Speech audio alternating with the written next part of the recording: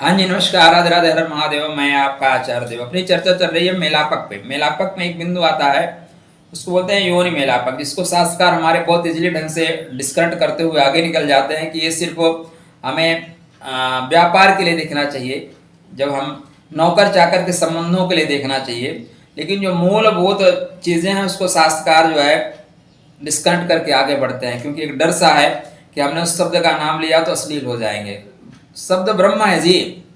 अश्लीलता शब्दों में नहीं, आपके विचारों में। आपकी दृष्टि बदलेगी, दृष्टिकोण बदल जाएगा, क्योंकि जीवन साथी बेहतर समझदार मिलना ये आपके विगत जन्मों के पुण्य को दर्शाता है। शास्त्रकार कहते हैं, सती स्वरूपा सुभगा विनीता अप्रेमाभिरामा सरल स्वभावा सदा सदाचार विचार दक्षा सा प्राप्ते पुष्पसेन पत्नी। पत्नी मतलब जीवन साथी। अगर आपके जीवन साथी सरल स्वभाव का है, विनीत है, प्रेम करने वाला है, सरल स्वभाव है, सदाचारी है, विचार युक्त है, तो आप पिछले जन्म के पुण्य की वजह से ऐसे जीवन साथी को प्राप्त कर रहे हैं। तो जो योनि मेलापक है ना, ये शारीरिक संतुष्टि के साथ साथ आपके पारिवारिक विकास की गति को बताता है कि परिवार आपका विकास करेगा। दोनों मिल के साथ जो जीवन रूपी या दाम्पत्य जीवन रूपी रथ है, इस रथ के आप दो पहिए हैं और एक पहिया छोटा हुआ एक पहिया बड़ा हुआ तो फिर बैलेंस नहीं करेगा, गति नहीं आएगी। तो जीवन में गति के लिए, सुमधुर दाम्पत्य जीवन के लिए योनि मेलाप आवश्यक है। ये क्यों? देखिए, धर्म अर्थ काम मुक्ति की बात करते हैं और मुक्ति का ये आधार स्तंभ है।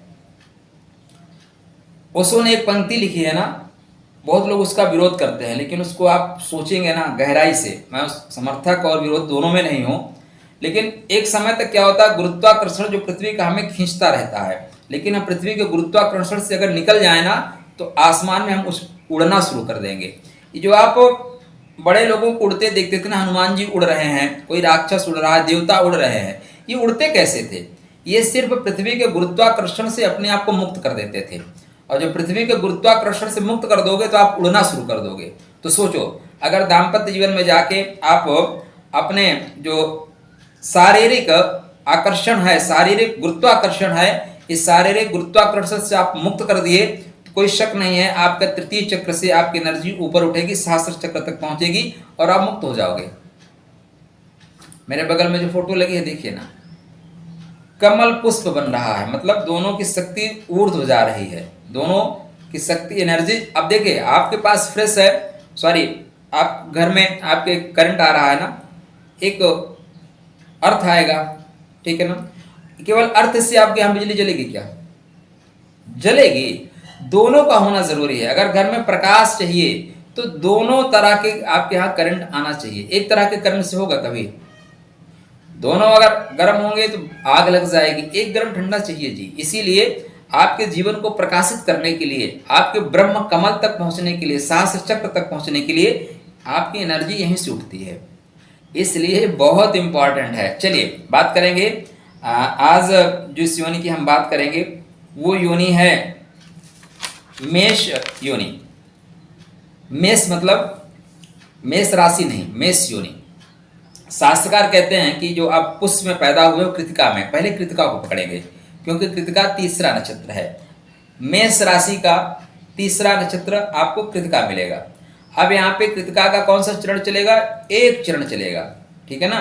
तो यहाँ पे अगर आप उत्पन्न हुए हैं तो आप मतलब मेष और वृषभ दोनों राशि को पकड़ेंगे आप, तब आपकी जो योनि है वो मेष है। और अगर पुष्य नक्षत्र में आप उत्पन्न हुए हैं तब शास्त्रकार भी आपको यही योनि प्रदान करते हैं। शास्त्रकार ऐसे कहते हैं कि अगर आप इस योनि में पैदा हुए हैं तो निश्चित रूप से पराक्रमी होंगे, एक महान योद्धा होंगे। क्या होंगे? एक महान योद्धा होंगे। धन दौलत से परिपूर्ण होंगे, ऐश्वर्यशाली होंगे, भोगी होंगे और उपकारी होंगे, एहसान फरामोश नहीं होंगे आप। अब देखिए, दो तरह की चीजें हैं। पहले लाइन कहती है पराक्रमी होंगे, महान योद्धा होंगे। पराक्रमी और महान योद्धा, तो किस नक्षत्र में होंगे पराक्रमी भाई? किस नक्षत्र में महान योद्धा होंगे? दो नक्षत्रों की बात हो रही है, एक जैसी बात नहीं होगी। अब देखिए, अगर आप कृतिका में पैदा हुए हैं तो कृतिका क्या है? कृतिका तलवार की धार है, अग्निशिखा की लपट है, सूर्य देव का नक्षत्र है। तो सूर्य के नक्षत्र में पैदा होने से, मेष राशि में और वृषभ राशि में चलने से फिर क्या होगा, आपका व्यक्तित्व जो होगा गजब का लड़ाकू होगा, आपके सामना कोई नहीं कर सकता। मेघनाथ की चमकती हुई कटार होगी, फिर लक्ष्मण जी अपने आप को बचा नहीं पाएंगे, ऐसी ताकत होगी। तो यहाँ पे जो पराक्रमी महान योद्धा की बात की गई है वो कृतिका नक्षत्र के लिए कहा गया है। वहीं पे धन दौलत से परिपूर्ण होंगे, ऐश्वर्य बहुत होगा, भोग बहुत होगा, वो आपको कहा गया है पुष्य नक्षत्र के लिए। पुष्य नक्षत्र में कौन है, पुष्य नक्षत्र मतलब कर्क, कर्क में। अब यहाँ पे जो शनि की पोषण है, पुष्य मतलब पोषण करने वाला, तो शनि आपको यहाँ बहुत धन देता है, और ऐसा धन देके फिर आपको धन दौलत से परिपूर्ण, परिवार से परिपूर्ण, समाज में मान सम्मान प्रदान कराता है। ये टेक्निकल चीजें आपको मैं बता रहा हूँ, इस तरह की टेक्निकल चीजें यूट्यूब जगत पे आपको नहीं मिलेंगी, कोई नहीं बात करता, क्योंकि बात करने से उनको लग जाता है कि मैं अश्लील हो जाता हूँ। खैर, अब आपको दो चीजों को यहाँ पकड़ना होगा, पुष्य नक्षत्र, कृतिका नक्षत्र। कृतिका नक्षत्र में स्वभाव जो होगा वो द्रुतगति से काम करने वाला होगा, तेज होगा, बात नहीं सुनोगे तो पीट देगा। अपने पार्टनर को पीटने वाले ये लोग होते हैं, तत्काल काट देते हैं। जो जीवन साथी को क्रोध में आके कटिंग कर देते हैं ना, वो यही लोग होते हैं। ये गुस्सा करते हैं तो छोटे छोटे पीस कर देते हैं, ये कृतिका वाले में। लेकिन पुष्य वाले क्या करते हैं, वो पीस नहीं करते, वो डिस्कनेक्ट करेंगे रिश्ता, एक मुश्त राशि देंगे, लो भैया आज के बाद हमारा तुम्हारा रिश्ता खत्म, तुम अपने में मस्त, हम अपने में मस्त। तो इस योनि का जब मेलापक में हम जाएंगे तो क्या प्रभाव होगा। तो देखिए, एक चीज हरदम याद रखिएगा कि शास्त्रकार हमारे कहते हैं ना, तीन तरह की बातें हैं, समरथ, उच्चरथ, नीचरथ। समरथ, उच्चरथ, नीचरथ, ये तीनों स्थितियां आपको मेलापक में आएंगी। शायद सब कुछ नहीं होता, लेकिन होता बहुत कुछ है, इसलिए इस चीज को भी बहुत विशेष ध्यान रखिएगा। अगर हम वर मतलब एक पक्ष वर या कन्या, यहाँ वर और कन्या को हम प्रधानता नहीं दे रहे हैं, एक पक्ष मेष का है, तो और 13 योनियों के साथ उसका मेलापक करेंगे तो कैसे चलेगा। आपका स्वभाव क्या है, थोड़ा लड़ाकू है। आपने देखा है ना, मेष को बड़े बड़े बैल से लड़ जाता है, आप लड़ो वो आपसे छोटा है लेकिन बार बार आके सर मारता है, तो लड़ने पे आ जाएगा तो छोड़ेगा नहीं, अंत तक लड़ेगा, सर फट जाएगा कोई बात नहीं, लड़ेगा। तो आप पराक्रमी हैं, महान योद्धा है। पराक्रम कहाँ कहाँ दिखाएंगे, सिर्फ लड़ाई में नहीं, दाम्पत्य जीवन में भी आप पराक्रमी होंगे। तो अगर आप कृतिका में पैदा हुए हैं तो जीवन साथी पूर्णतः आपके बस में रहने वाला है, जीवन साथी को आप अपने पराक्रम से संतुष्ट कर पाएंगे।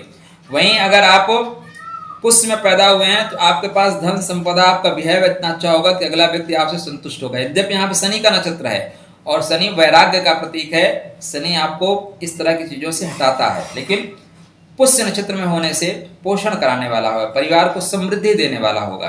तो दो तरह के स्वभाव आपको दिखाई देंगे। तो अगर आप मेष से पैदा हुए, आपका जीवन साथी अश्व योनि का मिलता है, तो सामान्य औसत शास्त्रकारों ने कहा है, मतलब समझ आपकी सामान्य सी रहेगी, संघर्ष आपके जीवन में अधिक रहेगा, ठीक है ना, लेकिन संघर्ष के उपरांत जो है लाभ आपको प्राप्त होगा। संदेह की स्थिति बनी रहेगी, कौन कब मौका मार दे, किसको मौका मिले और चौका मार दे, एक दूसरे की मोबाइल चेकिंग होती रहेगी, इस तरह की चीजें, फोन किसका आया नहीं आया रोज पूछे जाएंगे और एक व्यक्ति अगला आदमी तंग हो जाएगा, ठीक है ना। तो इस तरह की स्थितियां क्रिएट होंगी। वहीं पे अगर गज के साथ कर दिया जाए तो गज जो है यहाँ पे शास्त्रकारों ने इसको उत्तम कहा, मतलब 72% से लेके 78% तक बातें आपके आपसी प्रेम का, सौहार्द का, सहयोग का, समझ का, विश्वास का बनता हुआ दिखाई दे रहा है। तो यहाँ पे आपकी जो स्थिति है फर्स्ट सेकंड चरण से उठ के तीसरे चरण की ओर जाते हुए आप प्रतीत हो रहे हैं। वहीं पे शास्त्रकार कहते हैं कि अगर मेष की मेष से ही कर दी जाए तो क्या है, तो भाई अति उत्तम है, मतलब 100%। अब क्या है, बिल्कुल आपकी कदकाठी एक है, आपका व्यवहार एक है, साइज एक है, तो बिल्कुल आप 100% गति पकड़ कर चलेंगे महाराज। जिस लक्ष्य की ओर बढ़ेंगे वो लक्ष्य की प्राप्ति करके रहेंगे, कोई बीच में अवरोध आएगा ही नहीं। तो यहाँ पे शास्त्रकार कहते हैं अति उत्तम है, जीवन में प्रेम की परिपूर्णता रहेगी, एक दूसरे के लिए जीते हैं मरते हैं, ये लैला मजनू टाइप ही राजा टाइप होते हैं। तो यहाँ पे रोमांस और शारीरिक संबंधों में पूर्णतया सफलता मिलती है, एक दूसरे के प्रति अच्छी भावना होती है, विश्वास 100% एक दूसरे के प्रति होता है। वहीं पे अगर सर्प योनि के साथ मेष योनि को कनेक्ट किया जाए, मेष के साथ सर्प को कनेक्ट किया जाए ऐसा कहें, तो यहाँ पे शास्त्रकार कहते हैं कि औसत है, और औसत का मतलब 50%, लेकिन नहीं और नीचे आइए 38 से 42% आइए। यहाँ पे आपसी समझ में बिल्कुल कमी होगी, संघर्ष होगा, पीछे से, पीठ पीछे से आघात होगा, पीछे से आघात होगा। अब तनाव ज्यादा होगा और एक जो सर्प वाला है ना वो कभी भी डस सकता है, सर्प वाला कभी भी उसको परेशानी दे सकता है। इस तरह की चीजें आपको क्योंकि ये जो शत्रुता टाइप आ रही है वो नक्षत्रों में जाके आपको मिलेगी। तो यहाँ पे शास्त्रकार औसत कहते हैं बहुत बेहतर जाता हुआ प्रतीत नहीं होता। वहीं पे श्वान को कर दिया जाए तो श्वान क्या है, टांग ही खींचता रहेगा, लड़ाई झगड़ा होगा, रोज झगड़ा होगा, बच्चे तंग हो जाएंगे, परिवार वाले तंग हो जाएंगे, सुबह उठते ही गुड मॉर्निंग के साथ झगड़ा और रात में गुड नाइट तक झगड़ा चलेगा।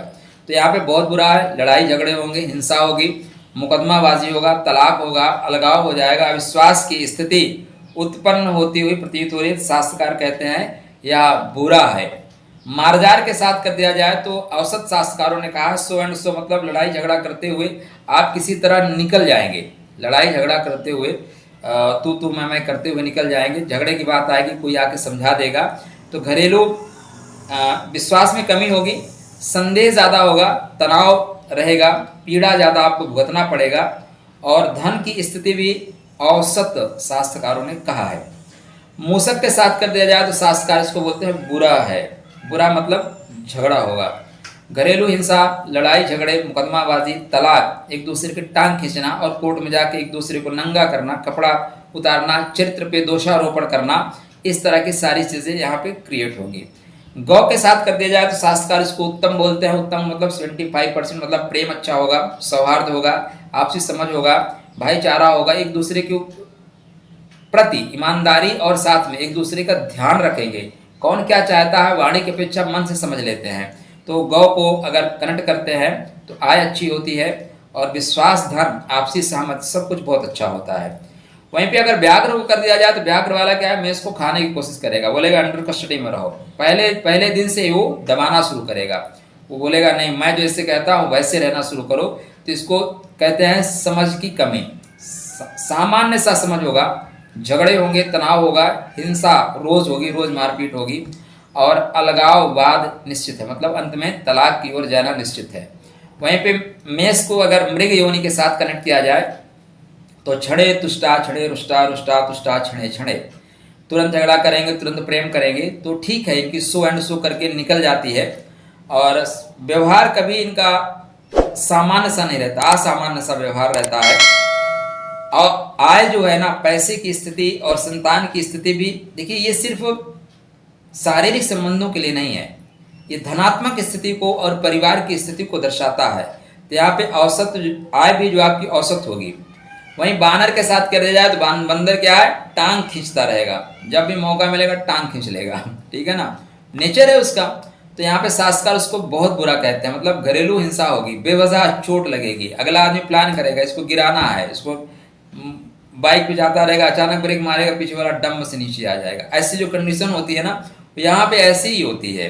तो यहाँ पे घरेलू हिंसा, चोट, संदेह, अविश्वास और धीरे से कोर्ट के शरण में जाना, तलाक के लिए वकीलों को पकड़ना, साथ रहने में तकलीफ होती है, बाद में भी बहुत तकलीफ होती है, लेकिन स्टार्टिंग में समझ में नहीं आता।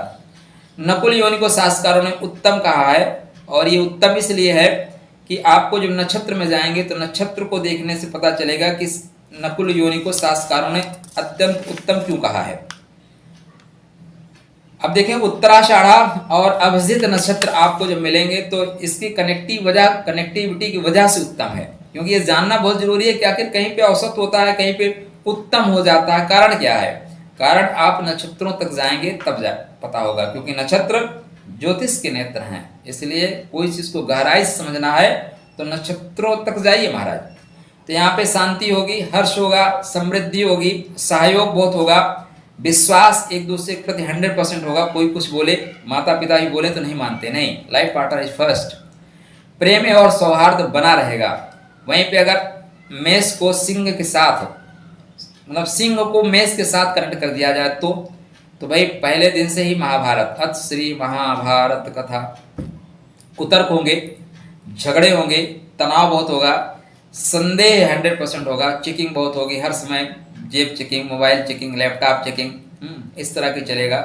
अविश्वास बहुत होगा, शांति का अभाव होगा। और जो सिंह वाला है वो यहाँ पे कोशिश करेगा कि अगले को डोमिनेट करके रखूं, इस तरह के नेचर में उसके आ जाएगा। तो यार ये भी जो संबंध है धीरे से तलाक की ओर बढ़ जाएगा। अगला आदमी कब तक झेलेगा, उस धीरे से बोलेगा भाई शांति से रहो, शांति से रहने दो, नहीं तो धीरे से तलाक की प्रक्रिया में आगे बढ़ेगा और तलाक लेके अलग हो जाएगा।